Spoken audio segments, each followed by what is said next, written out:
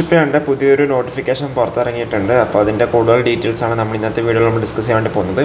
അതായത് ഒരു പെർമനൻറ്റ് പോസ്റ്റാണ്, എക്സിക്യൂട്ടീവ് ട്രെയിനി എന്നുള്ള രീതിയിലേക്കാണ് അവർ നോട്ടിഫിക്കേഷൻ ഇറക്കിയേക്കുന്നത്. ഇത് ഇവർ എല്ലാ കൊല്ലവും വിളിക്കുന്നതാണ്. ഓക്കെ, അതായത് എക്സിക്യൂട്ടീവ് ട്രെയിനീസ്. അത് ഇലക്ട്രിക്കൽ മാത്രമല്ല, മെക്കാനിക്കൽ ഉണ്ട്, ഇലക്ട്രോണിക്സ് ഉണ്ട്, നാവൽ ആർക്കിടെക്ചർ ഉണ്ട്, സിവിൽ ഉണ്ട്, IT ഉണ്ട്. അപ്പോൾ എല്ലാത്തിനും ക്വാളിഫിക്കേഷൻ വരുന്നത് BTech ആണ്, അല്ലെങ്കിൽ degree in electrical engineering with minimum 65% marks. Minimum 65% mark അവിടെ ആവശ്യമായിട്ട് വരുന്നുണ്ട്. അതാണ് എല്ലാത്തിനും ക്വാളിഫിക്കേഷൻ വരുന്നത്. IT കേസിൽ മാത്രമാണ് ചെറിയൊരു ചേഞ്ച് ഉള്ളത്. പിന്നെ HR ഹ്യൂമൻ റിസോഴ്സിനും അവർ വിളിച്ചിട്ടുണ്ട്. അവിടെ മാസ്റ്റേഴ്സ് ഡിഗ്രിയും കൂടി അവിടെ ആവശ്യമുണ്ട്. അതേപോലെ ഫിനാൻസും വിളിച്ചിട്ടുണ്ട്. അപ്പം commencement of online application December 6, 2024 ഇന്നാണ്. ഇന്ന് തൊട്ട് നിങ്ങൾക്ക് CSL കൊച്ചിൻ ഷിപ്പ്യാർഡ് ലിമിറ്റഡിൻ്റെ സൈറ്റ് കയറി കഴിഞ്ഞാൽ അപ്ലൈ ചെയ്യാൻ വേണ്ടി പറ്റുന്നുണ്ടാവും. ലാസ്റ്റ് ഡേറ്റ് വന്നിട്ടുള്ളത് 6 January 2025 ഒരു മാസം നിങ്ങൾക്ക് അപ്ലൈ ചെയ്യാൻ സമയമുണ്ട്. അപ്പോൾ നിങ്ങൾക്ക് ഈ ഒരു ടൈം പീരീഡിൽ തന്നെ നിങ്ങൾ അപ്ലൈ ചെയ്യാൻ വേണ്ടി ശ്രമിക്കുക. അപ്പോൾ ഇതിൽ എത്ര വേക്കൻസി ഉണ്ടെന്നതിലൊക്കെ നമുക്ക് നോക്കാം.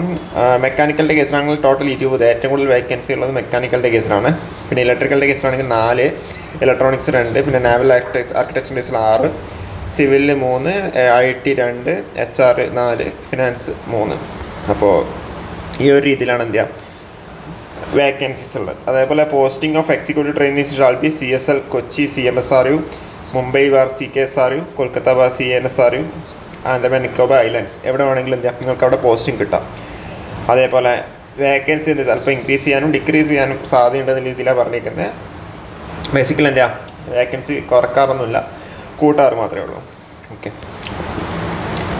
പിന്നെ പറഞ്ഞേക്കുന്നത് ബെഞ്ച് മാർക്ക് ഡിസബിലിറ്റിയാണ്. അപ്പോൾ ഇത് നോക്കുക.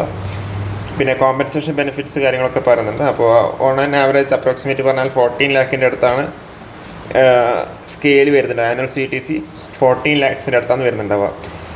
ബേസിക് പേ 40,000, DA 47.7% ആണ്, 90,080 വരുന്നുണ്ടാവും. HR 18%, കൊച്ചിയാണെങ്കിൽ HR 18%, 7,200 വന്നു. പെർസെൻറ്റ് അലവൻസ് എന്ന് പറഞ്ഞിട്ട് 35%, 40,000, 80,280 ആണ് വരുന്നുണ്ടാവുക. On an average CTC even സ്കെയിലാണ് വരുന്നുണ്ടാവുക.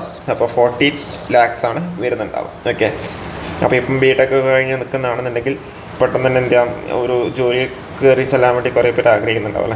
അപ്പോൾ നിങ്ങൾക്കൊക്കെ പറ്റിയ നല്ലൊരു പോസ്റ്റ് തന്നെയാണ്. ഓക്കെ, അപ്പോൾ അതുമല്ല ഇതിന് ഏജ് ലിമിറ്റും ഉണ്ട് അവിടെ.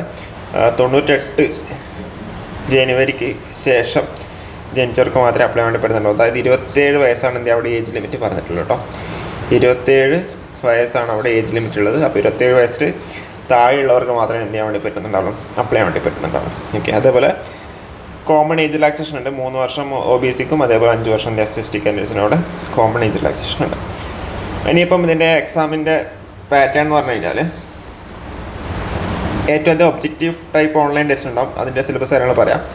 60 മാർക്കിന്. പിന്നെ group discussion 10 mark, writing skill 10 mark, പിന്നെ പേഴ്സണൽ ഇൻ്റർവ്യൂ 20 മാർക്ക്. ടോട്ടൽ 100 മാർക്കാണ് അവർ മാർക്കിംഗ് ഇടുന്നുണ്ടാവുക.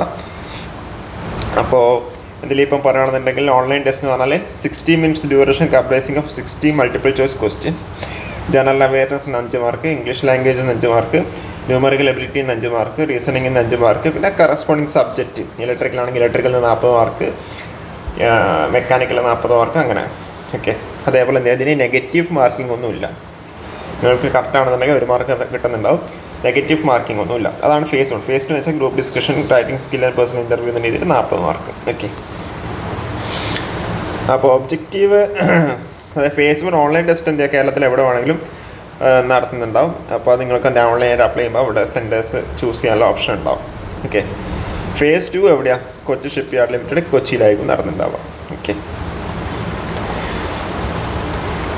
മിനിമം പാസ് മാർക്കൊക്കെ ഇവിടെ പറയുന്നുണ്ട്. അതായത് നിങ്ങൾക്ക് ഒരു 50% മാർക്ക്, അതായത് 50% മാർക്കെങ്കിലും ഉണ്ടെങ്കിൽ മാത്രമേ ചെയ്യുള്ളൂ നിങ്ങളത് പേപ്പർ വാല്യുവേഷന് പോകുന്നുണ്ടാവുള്ളൂ. ഓക്കെ, അതാണ് ഇതിൻ്റെ ഒരു മീനിങ് ആയിട്ട് വരുന്നുണ്ട്, അൾട്ടിമേറ്റ് ആയിട്ടുള്ള മീനിങ്. ഓക്കെ,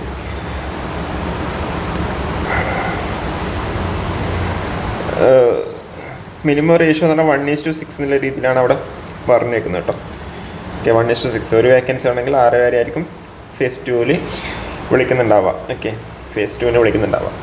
അപ്പോൾ 4 വേക്കൻസി ഉണ്ടെങ്കിൽ 24, 10 വേക്കൻസി ഉണ്ടെങ്കിൽ 60 എന്നുള്ള രീതിയിലായിരിക്കും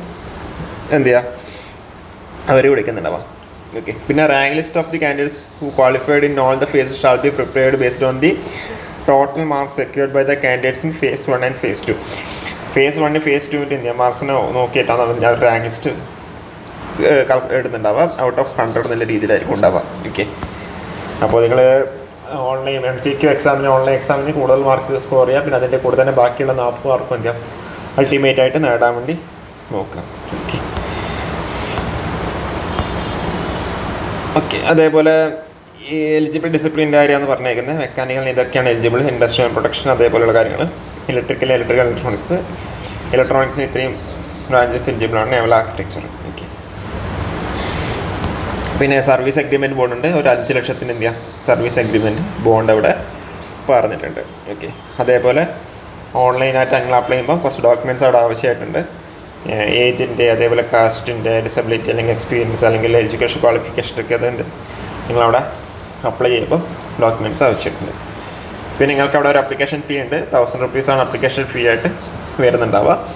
പിന്നെ അതിൻ്റെ കൂടെ എന്താ ബാങ്ക് ചാർജ്, ബാങ്കിൻ്റെ ഒരു ചാർജ് ഉണ്ടാവും, അതും കൂടി കൂട്ടിയിട്ടാണ് വരുന്നുണ്ടാവുക. ഓക്കെ,